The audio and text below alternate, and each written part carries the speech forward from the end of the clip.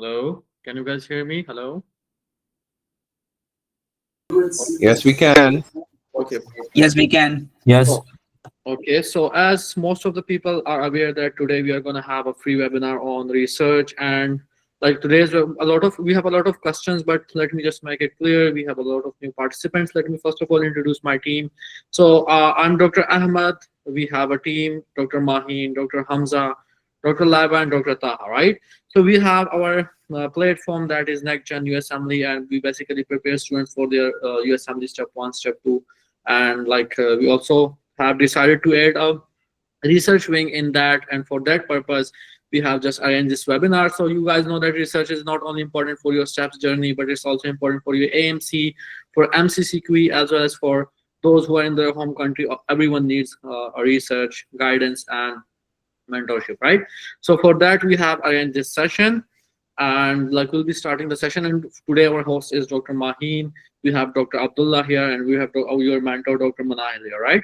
So they'll be just giving you information related to research, how is it going to help you, and all of the details, right? So it's a kind of free research webinar, and right after that we'll be arranging a weekly workshop on research, right? So our mentors and our team from NextGen Usmle, they are going to guide you how to do your research and how is it going to help you, right?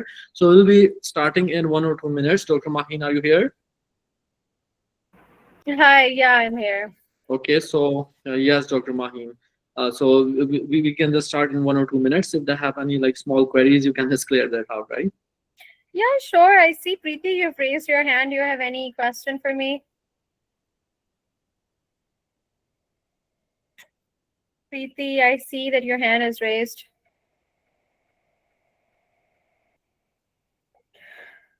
Okay, if you guys have any questions, you can ask me. We will be starting the webinar in 1 to 2 minutes. If you have any questions, shoot your questions.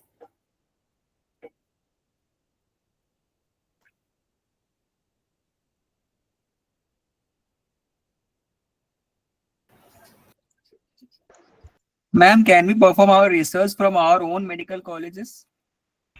Yes, you can perform your research from your own medical colleges. It's not confined to a particular medical college.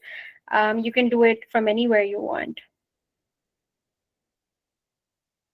Okay.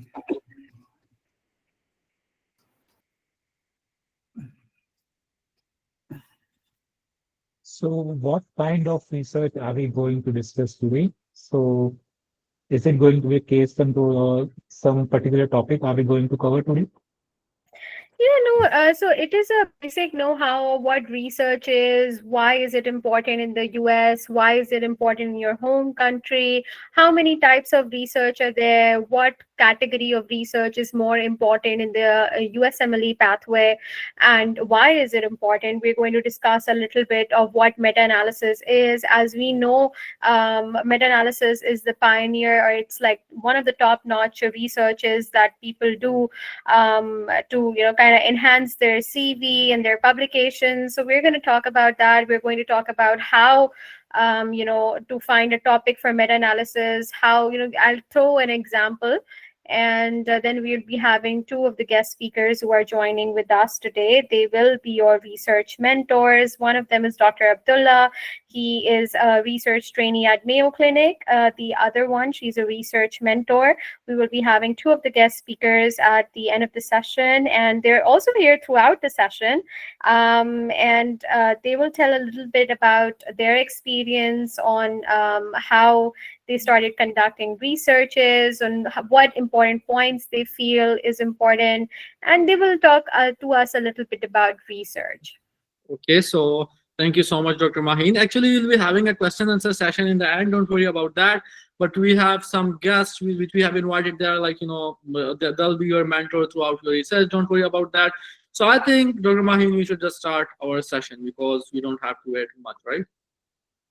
All right, sure. I'm going to be sharing my screen. I want active participation in the class. Whatever I ask, you guys can raise your hand. Dr. Ahmed is, present, and he will ask you to unmute, and then you can start speaking. All right. So this research that we are having is the meta-analysis. It's we are here to talk about the role of meta-analysis in research, but we're going to also talk about the other types of researches, how they're conducted, why they're important. All right. So, does anybody have any idea about what research is? Can anybody tell me what research is? What do you mean by research? Come on, guys. I see 100 people over here. Uh, s- um, I think research is like trying to address any gap in the existing knowledge about our uh, of the medical field or the science that we are practicing. Yeah, exactly. So it's either the understanding of the knowledge that has already been established or the creation of a new knowledge and kind of study on that a little bit, kind of delve deeper into the concept of it and to generate new concepts, methodologies, and understandings. That is what research is, right? Now, there are many types of researches. Those of you who are doing USMLE, they might be familiar with the ethics concept, with the publications concept. They talk about research and first aid as well. There are different types of studies as well. So in this topic, in this webinar, we are going to discuss what is research, how many types of research are there, the types of studies, what is meta-analysis, the process of conducting them, and how to select a topic. I often feel that students, they find difficulty into selecting a topic and they run, from source to find a topic. So we'll also teach them some tips and tricks to kind of come up with topics. All right. So as I said, what is research? It is a systematic investigation to establish facts, that information that we already know, or if we are kind of finding any new information through through the pages, throughout the books, it helps develop treatment and improve healthcare. So why is research important? When questions are asked to me by students, why is research important? And I always say that if your scientists wouldn't have kind of delved into how to treat cancer, we would still have people dying from it. All right. If we wouldn't have figured out how to treat tuberculosis, people would have been still dying of tuberculosis or even a simple fever. So research is important. Why? Because the more we delve into how to treat it, on how to eradicate it, then only we're going to come up with new treatments and new methodologies to improve our healthcare.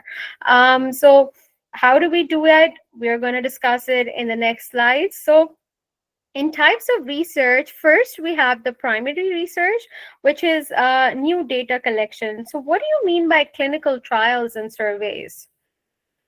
What do you mean by clinical trials? Can anybody tell me? When you want to introduce a new drug or like a treatment to from the animals to patient, like Yeah, in exactly. Very good. It's interventional type of epidemiological study. Very good. Anybody else? There are different types of clinical trials. Yeah, Like so So I clinical would say stage it one, is stage two, and stage three. it's So also a matter of gathering informations together from different sources and then putting them together and analyzing them.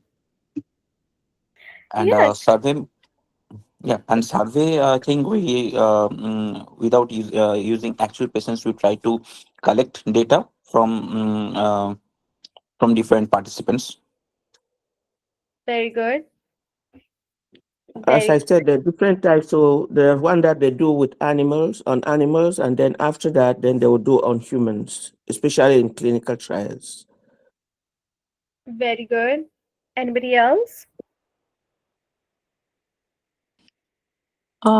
Clinical trials, they are just sometimes used to test out of to test out this like say the research we're going to do and to see if it's it how will I explain? The trials, the testings are going to work either on humans. First of all, you can do it on animals and still to see if this procedure or let me say treatment or like drugs is going to work well on humans, kind of thing. Exactly. So clinical trials are basically experimental studies, and they're mostly involving human because we're looking for new treatment, new access to healthcare in terms of humans. So what it does is that it compares therapeutic benefits of greater than two interventions. For example, if you're having treatment versus placebo, or even treatment versus treatment, and that's what it does. And there are many types of clinical trials. They're either randomized, non-randomized, double-blinded as well. What do you mean by double-blinded? Double blinded means the one who is carrying out the trial also doesn't know who's the subject, and subject also doesn't know what's like what's it's going on. Both are not aware of each other. Mm, Yeah, double neither Like the blinding, I trial and think. researcher subject nor the both are participant unaware of the knows. intervention. Yeah, Very double good. blinding. I think it's a way to like reduce bias in which if there are like two separate groups, one is experimental group and the control group. So Yeah. neither the participants nor the person who is conducting the research, they will know that which candidate is assigned in which group basically. Very good. And is double-blinded trial good or is it bad? It's It's good. good. It's It's yeah. It's good. good. Oh, well, all the trials It are good. controls bias. Good It because it depends what type reduces of bias. research you're doing.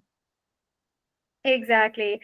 So when I said double blinded, it means that neither the subject nor the researcher knows whether the subject is in the treatment or the control group. So they both are not aware, and it's a very good sort of study. Why? Because it eliminates the risk of bias. There is this thing called observer bias, which means, for example, if the researcher is aware, because of his past experiences, he knows what kind of results this study will yield, and that will, sort of come out with the bias that's known as an observer bias. And in order to eliminate any sorts of biases, we do double-blinded studies as well. So in clinical trials, there are four phases of clinical trials. Can anybody tell me what those four phases are? Phase 0 is microdosing trial Okay, on animals. all right, Phase 1 is for toxic dose of the drug is found out. okay. And Can I say, Yeah, sure. like the clinical trials, there is like four phases. The first phase is just the, just the test of the drug in humans, and Okay, this in the second phase, they gonna just if a drug pass the safety test, I mean like the first phase, then they gonna start advancing to the phase two. It's about like more than like 200 CTPAs. I mean like tests. all right. Yeah, like the second phase is about the about the safety and side effects of the like drugs or like some materials that you got from that you have for the research. Very good. What Yeah, about and then I think in this third phase they will just like conducted with several medical centers to see to check it in the people. Very good. What about phase four? The it's a phase market trial. Yeah, the phase four is about like, yeah, it's just a marketing, like they're gonna contact with the targeting, like with the companies, like just so, like, and then get the, like what's called the licenses and just about the publications, like this Very is good. final. This is the final. Exactly. So, as the class has beautifully mentioned, four phases of clinical trials. Phase zero, it involves the pharmacokinetic and the pharmacodynamic assessment via microdosing, and And that you have a small number of healthy volunteers, and we kind of give them the drug to see that if it's okay to give it to a larger number of people. And that is why we do that, right? In phase 1, we see that if it is safe, all right, we escalate the dose a little bit to kind of see that if it's okay to give it a larger number of people.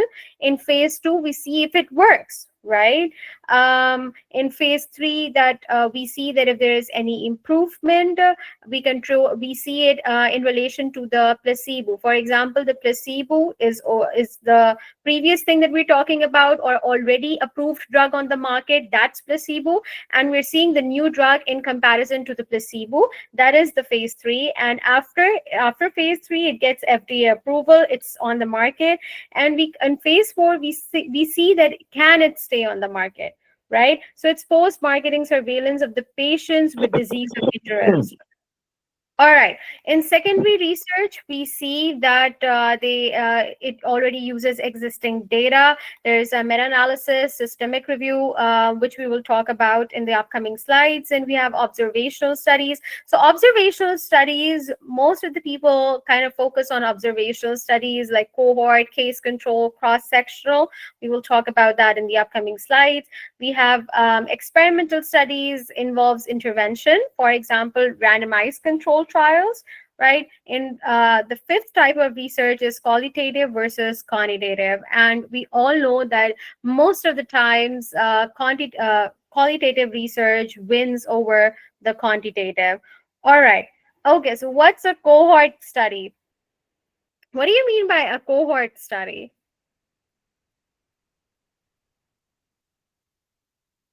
A prospective study? Yeah. It's basically a study in which we follow patients for a long period of time. Like the follow-up period is very long. Exactly. So in Patients are cohort, exposed to risk factor. Risk factor is present. Disease is absent okay. at the So start of the exactly. study. Yeah, so in cohort study, what's happening is that it either can be prospective or retrospective. All right, it's a longitudinal study that is following people in like over a long period of time. All right, and what else do we know about cohort study? What else do we know about cohort study? We make two group of people. One is exposed, one is not exposed to the risk factor.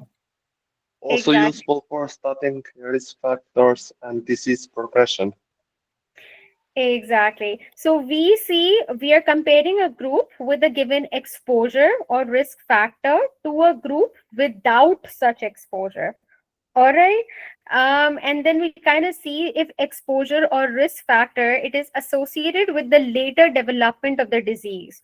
All right. It can be prospective or it can be retrospective, but risk factor it almost has to be present prior to disease development, and that is why it's really important.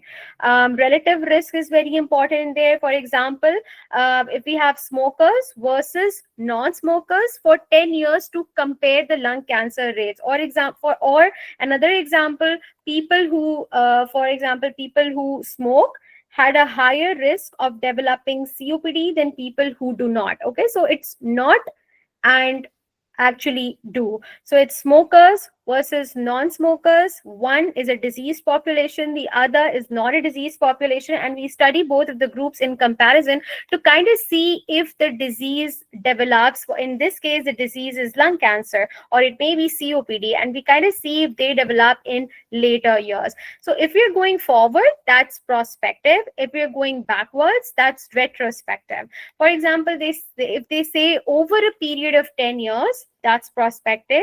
And if they say in relation to backwards, that we are going to see the previous 10 years, then that means you're talking about retrospective. All right. What do you mean by cross-sectional? It's like observation done at a glance. Okay, it's not a longitudinal study, I think. It's a It's kind more of like a retrospective study. snapshot type of study where you can do it at that particular single point. It's like just you take the that particular period at the moment that you'll be studying around. Yeah. There Case is no Exactly. control, near we follow-up. start from the disease population and then we go back and find out the risk factor. Exactly. So we usually ask what is happening. All right.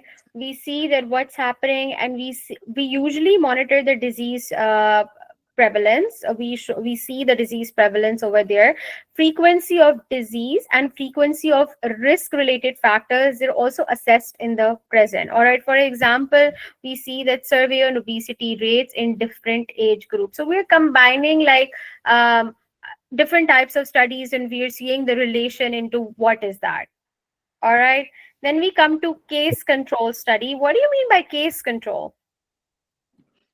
This is also a type of observational study, and it is usually done retrospectively, where you have the cases and you have the control, and you are going to match with them how the risk factors has affected an individual's lifestyle, or how the treatment has gone through, or the condition has affected them. And this all is quite an inexpensive study, because you already know the risk factors and the condition which is already there. So it may be quite a confounding Exactly. type of study when you come to case control. It's done for rare Very good. diseases. So For case study, yes, that we kind of use it to gain more knowledge about like rare disease, because you compare people who have certain medical conditions with people who do not, but they should be similar in cases of like, let me say, sex or age or something like that. That's when like case control comes in. Yeah, it's like a randomized, control it. okay. So for example, the example is over here, comparing lung cancer patients to healthy individuals regarding smoking history. What do you think is the risk factor over here? Smoking. Smoking. Smoking. Smoking. Exactly. So Yes. we kind of see the risk factor association with the development of the disease, and we kind of monitor that into two groups. All right. Then we have case study or case report. We all know that a case study or case report, whenever we see a unique case, all right, which we have not heard of before, or for example, you're reporting a rare side effect of a new drug which has never been reported before. All right. And so if you want to write about that, you want to talk about that, that's called as case study and case report. All right. If we kind of move forward, what is meta-analysis? The OG of our presentation, the OG of our entire webinar. What do you mean by meta-analysis? So basically, meta-analysis is a pooled in of multiple RCTs, and we have to compare it with our p-value and tell the result that whether a specific drug is better for all over population or not. All right. Yes. So we know that meta-analysis is basically the pooling of data from different types of studies, and we see, we gather evidence from multiple studies to provide a stronger evidence. All right. So it's a part of a systematic review with a quantitative component, increases statistical power and resolves inconsistencies. We know that the greater the power of the study is, then what does that mean? For example, if we have a P that's greater than 0.05, then what does that mean? It will be statistically significant or Non-relevant. not relevant. Insignificant. Exactly. Non-significant. So we Yeah, need to p-value lesser than 0.05 is relevant. exactly. So we kind of have an idea about that. We combine multiple types of studies, study 1, study 2, study 3, even more than study 3 as well. You can compile around 10 studies, 20 studies, as many types of studies you want to, and we kind of gather evidence from every study to produce a stronger evidence for the ground basics of it. All right. Then how do we conduct a meta-analysis? First, very difficult task, that is to decide a topic, and then you have to start searching. You conduct a systematic search, you extract data from the selected studies, and then you assess the quality of the included studies. So you decide a topic, you search, you extract, and then you kind of assess the quality of the included studies. After that, you are analyzing, You're writing a paper, and then boom comes the hardest part, submitting it to a journal and then waiting for their responses. All right. How do we formulate the question? So this is the model that we use to formulate the question that's known as PICO. P stands for the target patient population, I, intervention, C, control if it's applicable, and O is outcome. So whenever we're seeing a topic, we need to find PICO from that. All right. We need to see the target patient population, intervention, control, and outcome. All right. Okay. Now, for Yes. example, if this is the study to evaluate the role if SGLT2 inhibitors reduce the risk of death and cardiovascular outcomes such as myocardial infarction, stroke, and heart failure in patients with type 2 diabetes mellitus when compared to placebo or active control, what do you think the PICO is? Can anybody give me what's the target population? Okay, so the target population here is the patients with type 2 diabetes, and intervention is the use of SGLT2 inhibitors, and the control is like use of standard treatment or placebo, and the outcome is that a decreased risk of death or cardiovascular adverse cardiovascular outcomes like myocardial infarction, stroke, and heart failure. Exactly. So we know that the target population, they're talking about type 2 diabetes mellitus patient population. What was the intervention? Giving Use of SGLT2 SGLT2 inhibitor. inhibitors, Yeah, Exactly. The SGLT2 intervention is inhibitors. SGLT2 inhibitors. What is the control? placebo or normal standard treatment The or the active control. yeah, Exactly. the hmm. All right. Okay. So we see that we were right. The target patient population was type 2 diabetes mellitus. Then the intervention was the SGLT2 inhibitors. And then there was placebo or active. There was placebo over there. We discussed it. And the outcome was death or cardiovascular outcomes, MI and stroke. So in any article we're reading, in any study that we're reading, we need to find out the PICO of that to conduct a meta-analysis. All right, this is not important. All right, so tricks to come up with topics. You go through journals if of interest to find any recently published original articles. The best way to do it is use Google Scholar, PubMed, and scour the internet. You will find a lot of open access articles. I know that there are some articles which are published in closed access journals where you have to pay a fees to access them. Try to find open access journals where you can kind of download the article, and then you can have a basic understanding of how an article is written. See if a meta-analysis has ever been done on that topic. Now, why is that important? Because if a meta-analysis has already been conducted, then there is no use that you are putting in so much of effort to try to produce other evidence which has already been published. All right, so always cross-check. Make sure that your idea is unique. It has never been done before. See on the internet that if it's already published or not. If yes, then see if the published meta-analysis can be updated with the new article you found. For example, in a lot of studies, there are certain limitations, there are certain restrictions which the author has not explained thoroughly. And if they have not talked about that, then you can talk about that in your new meta-analysis. All right. So we know that if no meta-analysis has been published, see if there are at least one other original studies with the same PICO. If it is yes, then you can start your study. All right, these are some few examples of meta-analysis. For example, one meta-analysis was on the effectiveness of aspirin preventing cardiovascular events. And you kind of collected data from 10 clinical trials, and the results showed a 20% reduction in heart attacks but a slight increase in bleeding risk, influenced global guidelines on aspirin use for prevention. So you see how it is kind of affecting the global guidelines as well. So whatever meta-analysis you're conducting, it is automatically improving the world healthcare. All right. Now, a very important topic, role of meta-analysis in USMLE. I get this a lot of times that, students ask me that, why is it important? Why are publications important? And I always say then that publications are very important because every residency program, no matter if they're in United States, no matter if they are in UK, no matter if they're in Canada, Australia, or even your home countries such as Pakistan, India, Bangladesh, wherever they are, every residency program wants you to publish at least 1 or 2 papers before they give you your residency.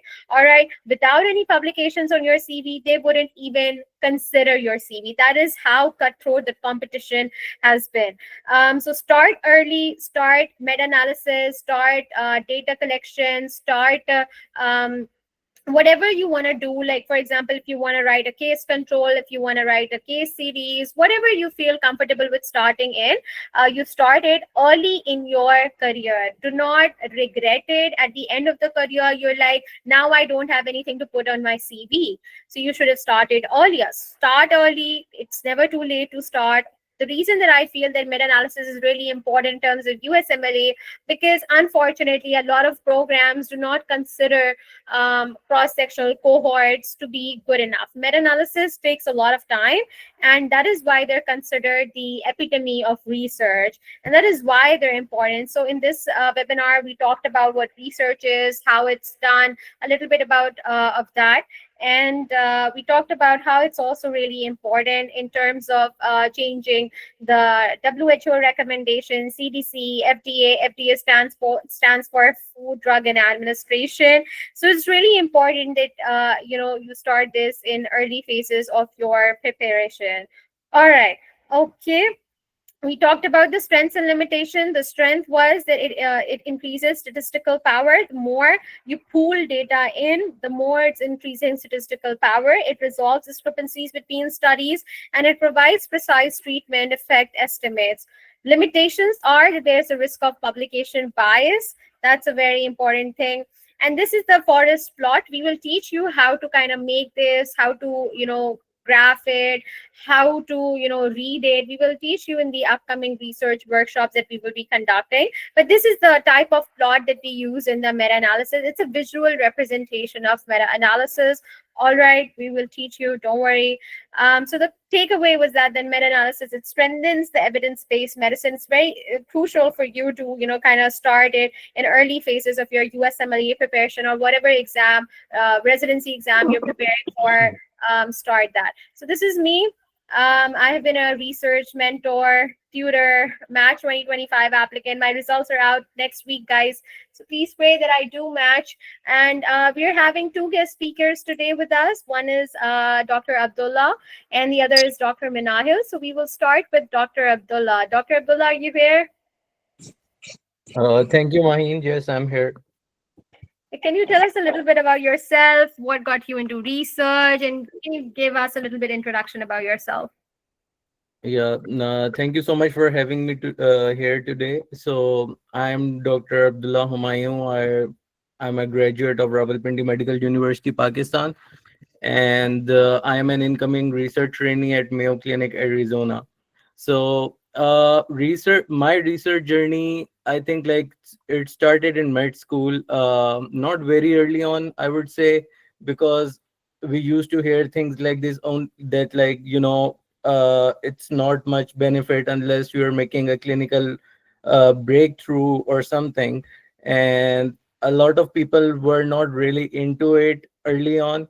But as we progress through medical school, I realized that if you're in any science field, if you're in any STEM field, you need research, not to progress through your career, but to learn. Because like if you're not researching, if you're not collaborating with people, you're not going to know about the latest breakthroughs in your field, right?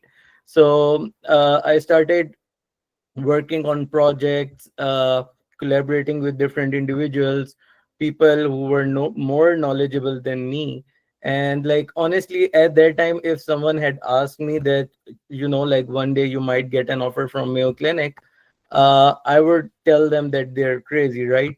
But I'm very grateful that I interviewed with Mayo Clinic last December, in 2024, and after my interview they offered me a position for 1 year. And like I am currently going through the visa process for my research position. So apart from that, like I'm a pediatric residency applicant. I'm also waiting for like my match outcome. So uh, like for now there are a lot of things that are going on, but apart from these formal positions, like I am working with people at Cleveland Clinic, I am working with people at University of Kansas. Actually have worked for 1 year with a researcher from University of Nebraska. Like she was one of my first research mentors. So research as a medical student, I would say it's very important, and if you start early on you can gain a significant benefit over people who are just focused on their grades or their clinical rotations and these things. Why? Now I will tell you this. The thing is, research is not just for your CV, it's not just for your publications and these things. The biggest benefit you get out of research is the number of and the strength of professional networking you can do through research. I did not have to pay for anything for my rotations in the US. Like I am currently rotating in US, to strengthen my CV for residency application. I did not have to pay for anything. Why is that? Because like most of the hospitals where I'm rotating, I was already doing research with them, already knew them. So, like I did not have to face those troubles that like most international medical graduates they have to go through in the US, right? So I would encourage all of you to uh, start working on research early on. As per my understanding, most of you are in the initial years in medical school, and you still have time to develop a significant output of research while you're still in med school. And there's another thing that I would like to add, that there's a notion among us that we cannot get into certain fields because they're so prestigious. Only US grads from well-known schools they manage to get these positions. And to some extent that is true, but like I know a lot of people. I know actually one of my colleagues from Mayo Clinic who is going to join me at my research position. Like if I end up going there, she's applying for surgery in the US, and she has been working with like big academic institutions since her second year of medical school. So like you cannot even imagine the kind of things you can do from your own country through research if you work early on. The key is like starting early on. And why is this? Because most of the people I have seen, like in my network, they realize the importance of research when it's almost match application time, April, May, and in September you're going to submit your applications for the residency match. It's too late by then, I would tell you. Like it's too late. Why? Because the connections you make, it takes time to develop them. The publications, it takes time. These things, like they take time. Actually one of my articles, it got published yesterday, and like we started working on it like 11 months ago. Last year around the same time we started working on it. And after a few months it got accepted to a conference, and then we started working on the full length manuscript.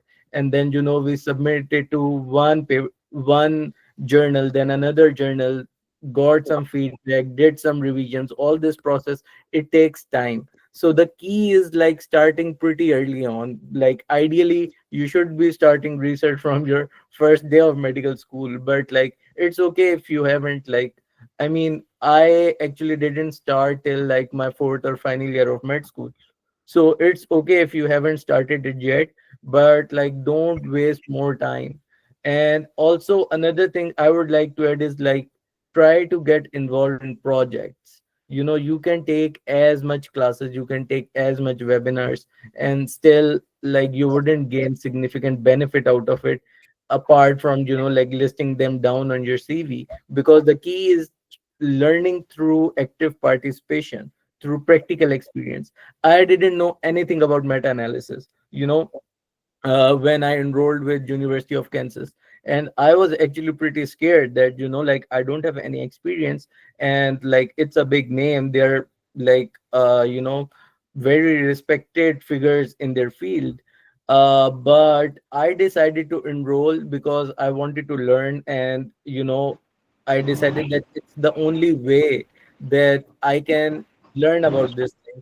And through that paper I learned so many things, and it took a bit of time, like that paper as well, like it took us 7 months to get it published. But after that I was able to actually lead a study for University of Kansas, so that was a big breakthrough. So like there are so many reasons for you to start taking research seriously, actively working on it. Try to find more mentors in your field. Try to develop your interest in one particular field, and like getting pretty focused on it. And I don't think like there are many drawbacks. Like the only thing is you will have a little more commitment apart from your regular studies, but in terms of your professional and personal progression and investment in your career, it's worth it. Trust me, it's totally worth it. Thank you, Dr. Abdullah, for your input. We appreciate it. And I think we have Dr. Minahil with us as well. Dr. Minahil, are you there? Yes, I am. Hi, can you just tell us a little bit about your background, what got you into research, and a little bit of introduction? I am a fourth year medical student here in Karachi, Pakistan at Jinnah Medical University. I started my research journey back in second year, um, the end of first year, the beginning of second year.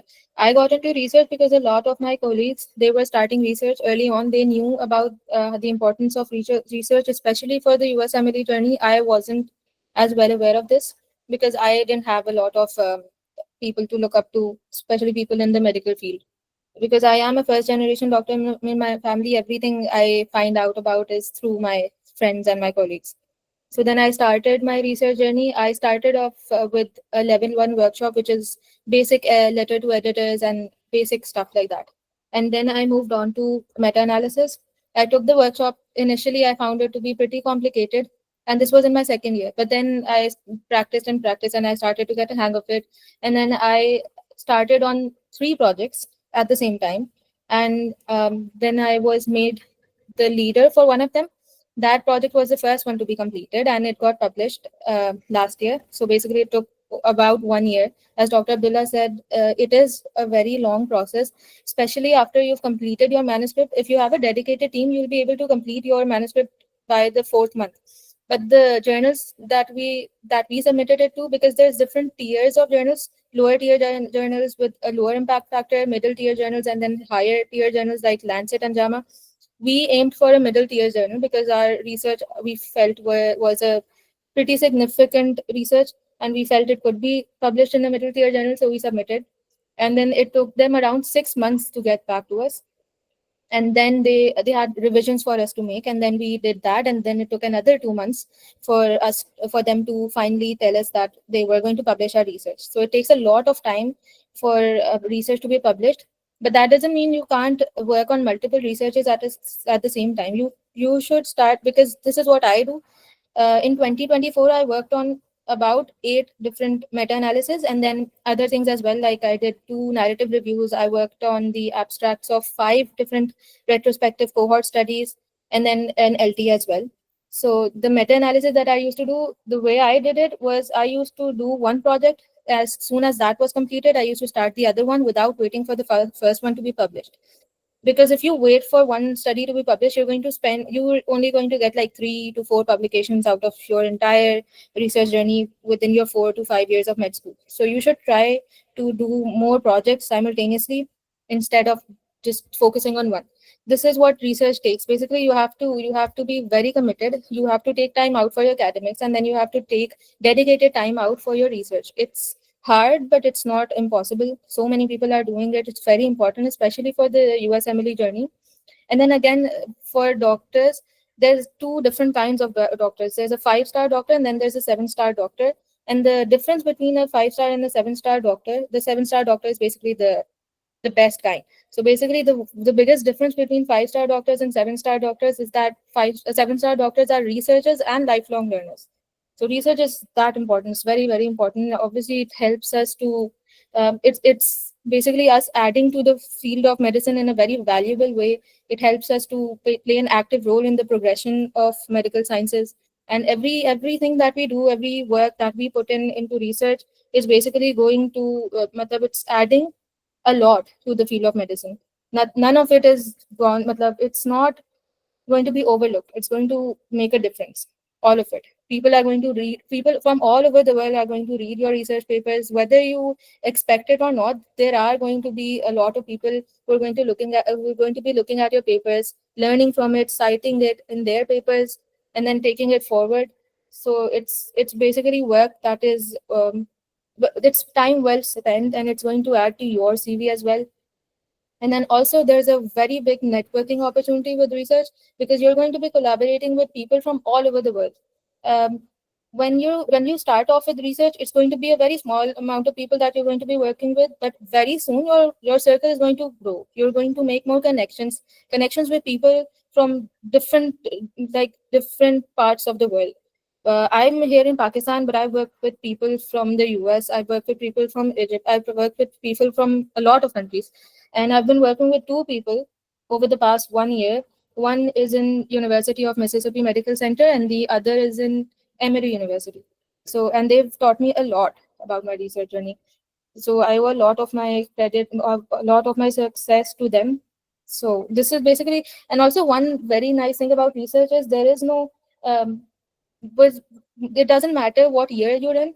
Someone from second year could still know a lot more about research than I do, and someone from someone who's away, who's a doctor, could know a lot less than me, and I'm on my fourth year. So there's no seniority in this.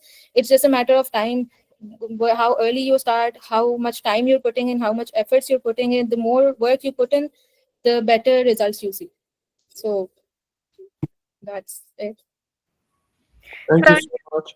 Thank you, Dr. Manahil. Yeah, I would like to add this on that it's not a one-day journey. So if you're here with us for a day and then you're like bye-bye the next day, then it's not going to work, because research takes a lot of time. It takes a lot of commitment. We want consistency from you guys as well. If you do not put in the level of consistency, then research will take like 10 decades for you to finish. So that is why consistency, active participation is really important, putting in your effort, not only relying on your mentor, but also kind of putting in the hard work, and then only the research gets published. Also, yes, like Manahil mentioned, that it's not about the level of seniority. Some of over here are 24-year-olds, but while some might be like 30-year-olds, but those 24-year-olds would know sometimes a lot more than a 30-year-old. So it's not about a level of seniority. It's more about who knows best. And that is how we kind of navigate through that. Thank you, Dr. Abdullah. Thank you, Dr. Manahil, for joining us today. It was a lovely session. I think more important information Dr. Ahmed will tell you. Yes, Dr. Ahmed. Okay. Hello, can you guys hear me? Yes, sir, we Yes, can hear you. Yes, We Doc. can Okay. hear you. So what we have planned, like you guys have a lot of queries, how to do your first meta-analysis research. So for that, we have planned, like your Dr. Manahil is going to be your mentor there. Like she have a lot of experience, as you guys know, and Dr. Abdullah will be helping you, like, publish your get best journals for you, right? So for that, like if you guys have any questions, you can just ask in the group. We already have made the group. An important point which I want to mention here is that please don't contact directly with the mentors, because the mentors have another commitments to do as well. And like these are basically the rules of our platform. We have our organization team, Dr. Hamza and Dr. Laba, right? They'll be guiding you. If you have any problems, you can just contact them, but you guys are not allowed to directly contact the mentors, right? Like not your tutors, even not Dr. Maheen, Dr. Manahil, Dr. Abdullah, me as well. We have Dr. Hamza and Dr. Laba sitting there. They'll be just there for 24/7, and they'll be giving you the notifications, right? So if you get notification from someone else, don't believe that. they'll be notifying you in the group, right? Because like in both platform, yes. Okay, I just want to mention that a lot of people, a lot of students came asking me when we'll be having the meta-analysis workshop, when will we start working on the meta-analysis. So after the session ends, Dr. Hamza and Dr. Ahmed will put up a detailed post on what our plan of action will be. So we have decided to create around like 10 to 12 people groups, all right, and that 10 to 12 people groups will be put up into a single group. A research mentor will be assigned to you, and they will be taking care of you. They will be giving you the meta-analysis workshop. They will help you with the topic discussion. They will kind of help you to construct the article or the research from scratch. It will be a paid workshop, all right, that if we put you into 10 to 12 groups, then it takes a lot of time and effort from even the research mentors as well, and some of the journals have a publication fees as well. So kind of, thinking about all of that, it will be a paid thing. More further details, Dr. Ahmed, Dr. Hamza will probably share on the group. And yeah, Dr. Ahmed, you can speak. Yes, thank you so much, Dr. Mahi, for telling them the strategy which we are going to follow. So if you guys have any questions, just drop down in the group. Now let's have like 10 minutes of question answer session, and then we'll be ending it, right? So if you guys have any questions, please raise your hand. You have 10 minutes to ask any questions, any queries. Sir, I have one question, sir. Yes, please. Sir, how we will do data collection on this meta-analysis? Through our medical colleges or through other sources? Okay, so Dr. Manahil would just better give you an idea of that. Yes, Dr. Manahil. Basically, the data that we use for meta-analysis is data that has previously been published. So basically data from databases like PubMed, like Embase, Scopus, Cochrane, and then also clinicaltrials.gov. Basically, we extract data from clinical trials, randomized or non-randomized, or basically any studies that are going to be using an intervention and comparing it to a comparator like placebo or any other drug. For example, if we're talking about, let's say, for example, the use of max sulfate in comparison to sildenafil for the treatment of neonatal pulmonary hypertension. So we're going to be searching up trials that use these two drugs in comparison in neonates. So basically they divided the patients into two groups. One group was being treated with max sulfate and the other was being treated with sildenafil. And then we're going to, and these people who conducted this trial, they would have published the results, and we're going to use those results, and we're going to extract the data, analyze it on a software called Review Manager 5.4, RevMan for short. And then we're going to statistically prove whatever argument we're going to put forth. For example, if we're saying max sulfate is more safe and more effective compared to sildenafil in the treatment of pulmonary hypertension in neonates, we have to back that statistically with data that we've extracted from those clinical trials that have been published. For one meta-analysis, we have to have a minimum of 3 control trials. So basically, it could be a randomized control trial, it could be a cohort, it could be a case study, it could be anything which uses an intervention. Can I ask a question? Yes, please. Then when we are group like 10 to 12 people, so we're gonna publish a paper together, or how does it work? Yes. So actually, yes, Dr. Mahin, can you just please answer a query?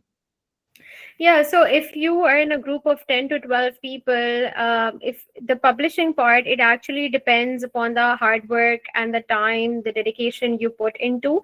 If you are there just for the sake of a group, we will immediately remove you, no matter if you have paid for the research workshop and on how to learn research, no matter we don't see that, right? So if you are not going to put in your effort, we won't publish your name as an author, all right?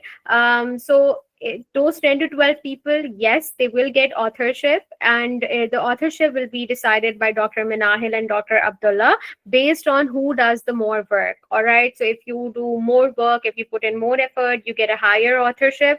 If you do less work, then you get lesser authorship, and that is how it's fair. All right. But yeah, all those 10 to 12 people will be included. May I Okay, have a so question? May I have a question, sir? yes, please. Yeah, hello. Excuse me. I have a question to Dr. Mahin. And, I'm after PhD and I have about like 10 publications. And how many publications should I have just for, like to apply for the, like March 2026? Sir, your PhD is enough. Your PhD is enough. I think you reached out to me personally as well, and I told you that if you are doing PhD, then what else would they want from you? So you're already golden. So you already have 10 to 12 papers. You are a PhD, and nothing else they want from you. So you are Thank golden. All right. You could chill. I would like to add to this, like if you're a PhD, actually they have like separate residency programs for people, like who have a PhD, or they're in the process of getting one. It is called a PTSP2, physician scientist pathway. And like it's most of the times it's like the normal residency training, if it's 3 hours, 3 years. So like the PTSP2 pathway, it's mostly like 4 to 5 years or maybe six. And in this program, what they're going to do is like you will get clinical training in your field, as well as you will get a specialized pathway to fellowship through research, which would be accelerated through your research work you do in your residency. You can look it up, like after the program as well. It is called PTSP2. And I actually had like a couple of people during my rotation at University of Texas that were on that pathway. So I think, like if you have completed your PhD and you have completed your USMLE steps, then like this pathway would be more beneficial for you compared to the regular residency pathway. Thank you so much, sir. Thank you. Thank you. Okay, so Dr. Raj is asking, in the paid workshop, only a lecture is going to be provided, or we are going to participate in research actively? Yes, Dr. Mahin. Hello? Sorry, I got muted. Yeah, Okay. I did not read the question. Let me read the question first. In the paid workshop, only a lecture is going to be. No, you're going to put, of course, if you see the paid part is that if you're putting into you guys into 10 to 12 people groups, and we're going to teach you how research is done from scratch. We're going to give you research workshops because sometimes people need help with data extraction. Some people need help with how the software works. So we will be conducting webinars, but only for those 10 to 12 people. All right. For example, if Dr. Minahil is leading a group A with 12 people in that, she will be only giving that research webinar or research workshops to those 10 to 12 people. All right. And So yes, you're actively going to participate. Yes, Dr. Raj. if you don't actively participate, no matter if you pay, if you don't pay, you are still going to be not included in the authorship. Authorship won't be given to you. Even the last authorship won't be given to you. All right. Yes. It means that you have to participate actively. Okay. Thank you so Yeah. much. So like this thing, I would like to add something to this as well. Many students come with this thinking that, like we have paid this fee and now we are going to get a publication. Like it doesn't work like this. You will get a lot of platforms where it works like this, but what happens then is, like your papers get retracted because it's actually illegal and unethical in research. The payment you do, it's not for the publication, it's for the mentor's time, right? For the publication, you actually have to do the work, and there is actually a criteria. You can also look that up. It's like you can Google it. So a criteria for authorship by international research organizations, and it is actually pretty accurate and pretty detailed. Like who did the data analysis, who was involved in the manuscript writing, who was involved in adding the figures, who took care of proofreading and these things. So based on those points, you decide the authorship.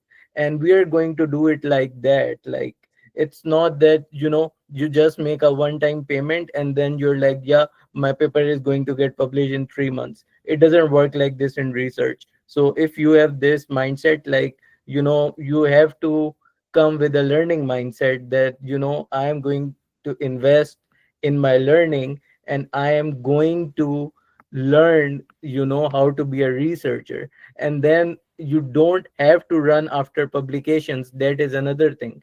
Because if you think like, oh, we are working on this paper for like 1 month, and when are we going to publish it, then maybe you will never get a publication in your entire life. But if you're opening to learning, and you're continuously improving your project, then maybe you're working for 7 months and you don't have a publication, and the 8th month, like, all of your manuscripts get published in 1 month. So, like, this is how research works. You're working, continuously revising, making these adjustment changes in your manuscript based on the journal's feedback. And like, one day all of it works. So I think coming up with the right mindset into this journey, it's very useful, so that like you don't have any disappointments. Doc, can I ask If you? I could just add one thing to this, a lot of people are confused about how this mentorship thing is going to work. Basically, we're going to divide you guys in groups of 10 to 12 people. Each group is going to be under the mentorship of, for example, me. And then we're going to take care of everything. We're going to start with a workshop where we'll teach you everything from selecting a topic, extracting the data, analyzing the data, writing up the manuscript and submitting it. And in case you receive revisions, we're going to help you make a rebuttal file, make those revisions and resubmit it. However, one thing to be kept in mind is a lot of projects go unpublished because of how tardy the group mates have been. One of my projects, very important projects, went unpublished because it when you're working on a novel drug or a novel technique and you're trying to write a meta-analysis on that, you have to make sure that you're very quick with your work. Otherwise, someone else is going to get it published before you do. And then, as Dr. Maheen said, your topic has to be novel, otherwise it's not going to get published. So we fully expect you guys to cooperate and put in the work timely, stick to deadlines, and if you do, we'll hopefully you're going to get a publication out of it. And we're going to help you towards one publication, but you're going to walk away with lifelong skills. You won't have to look at other people to try to get publications. You will be fully equipped of writing your own manuscript, doing an entire meta-analysis on your own, obviously, which is not ideal because you need at least 6 people to publish a meta-analysis, but one person can easily do the work. This third meta-analysis that I wrote it from A to Z. Every single part I did myself. And then other people, because I was supposed to do it with the group, but the group was not cooperative. So I did it myself, and then the mentor had me add other people. But I'm hoping none of you are like that. I'm hoping every single one of you stick to deadlines, do your own part, and then we can hope for a publication soon enough. Inshallah. Thank you so much, Dr. Mahel. Okay, so doctor is Can I? asking. Yes, please. Yeah, I just want to ask a question to the mentors. That is there any role of like coding in research, and or is there any real incentive to learn to excel in that for the purpose of like research? There is a data analyzing software by the name of R, which uses coding languages like Python, but it's going to be very complicated. So we're going to stick with the basic software, the most widely used software, which is Review Manager, RevMan for short. So because if I were to teach you guys coding, it would take way more than a 3-day workshop. It would require months of work, and not everybody would get it. It's also very boring for people who are not into coding. So we will stick to stuff that every one of us can understand. Yeah, got it. I have a question. Can I speak? No, thank you so much for the presentation. I just have a quick question. So, do we do clinical trial, or the meta-analysis and clinical trial are two different things? Number two, the publication, is it only one publishing company, or there are some maybe here, like in Canada, that if we write, we can publish with the team? Those are my questions. So For the I first question, think, no, go sorry, ahead. you go ahead. Okay, so for the first question, clinical trials and meta-analysis are two separate things. They are not the similar thing. Like I was involved with phase 3 clinical trials with Texas Institute of Cardiology. So we conducted phase 3 clinical trials on cardiology patients, and we compared the efficacy of new drugs on the market. And I'm happy to say two of those drugs are now FDA approved. I cannot tell the name of those two drugs until they're fully on the market, and after that, I'll tell you the name. But yeah, so they're different, meta-analysis different. And the second question that you asked in terms of company, research has publishing journals. All right, the most valuable journals are PubMed indexed, and the reason that I say that PubMed index journals are very kind of high value, because they have a high impact factor as compared to other journals such as Curious, and I think there's some Ethiopia journals, and they have a very lesser impact factor.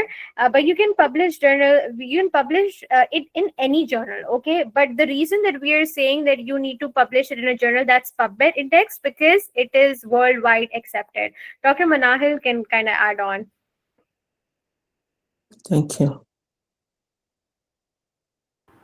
Yes, basically the beautiful thing about research is you're not limited to a certain number of journals. You can publish your articles in journals from around the world. I have personally published in the Japanese Journal of Ophthalmology and Infections, and I have also, obviously a lot of people publish in journals from the US, which I have also done. You could also publish in journals from your own country. You could basically, whatever journal you're selecting the only limitation is that your research topic has to fall within the scope of a journal. That journal could be from anywhere in the world. As long as your research falls within the scope of that journal, the scope of the type of journals the type of articles that journal publishes, you're golden. You can publish in that journal. It's not going to be an issue. How do you get those journals? Is there a place that you can find? Journals. Dr. Margaret will be helping you with that. Just don't worry about that. Just be the Okay, thanks. and don't worry about that. Right? We will also be inviting a lot of other research team as well. Like we'll be introducing them, one by one. Don't worry about that. Everything is going to be so smooth. Don't worry about that. Okay, so our last question, Dr. Devanshi, want to ask that is it able to complete all of the research publications required, because she want to match for this cycle September 2025. So Dr. Manahal, what do you say? Sorry, what was the question again? She wants to apply for the. I think Dr. Mahin get my question. Yes, I'll answer this. So I started one meta-analysis last year, March, and my meta-analysis is still continuing. So now you can see that it's been a year that we are working on that meta-analysis. We have retracted it from so many journals because of authorship issues, and then we got some feedback from other journals that they want us to include certain things in the meta-analysis. We kind of amended those things, and then we now it's finally accepted. So you see, we worked on it for a year. So it takes meta-analysis, at least on a minimum basis, takes around 4 to 5 months. All right.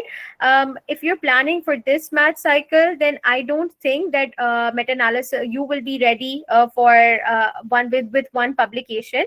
But you can certainly put it under the in review area on ERAS. So on ERAS, on the application, there is also this column where you can put in review or undergoing researches. You can put it in that tab as well. So sometimes program directors ask you about that okay, what are your ongoing research projects, and you can talk about that in your interview. So you can put it in that section. So do not worry about having a published meta-analysis. Focus on on learning on how to do it, on how to be familiar with it, be familiar with the concepts, be familiar with the data extraction, and then you can kind of proceed further. All right. Thank you so much. Thank you so much. And I think with this, we'll be ending our today's session. Again, I'm mentioning again and again, if you guys have any queries, just drop down in the group which you have made for the research. Please do not reach directly to the mentors, because they have a lot of commitments to do as well. We have there Dr. Hamza, Dr. Laiba, they'll be available there like 24/7. Please do contact them if you guys have any issues. Thank you so much, as we are going to have our class today as well. So I think we should just end the session. Hope so you guys enjoyed. Thank you so much. Thank you. Have a nice day. Bye bye. Thank you so much, doctor. Thank you. Thank you very much. Thank you, all the mentors. Thank you.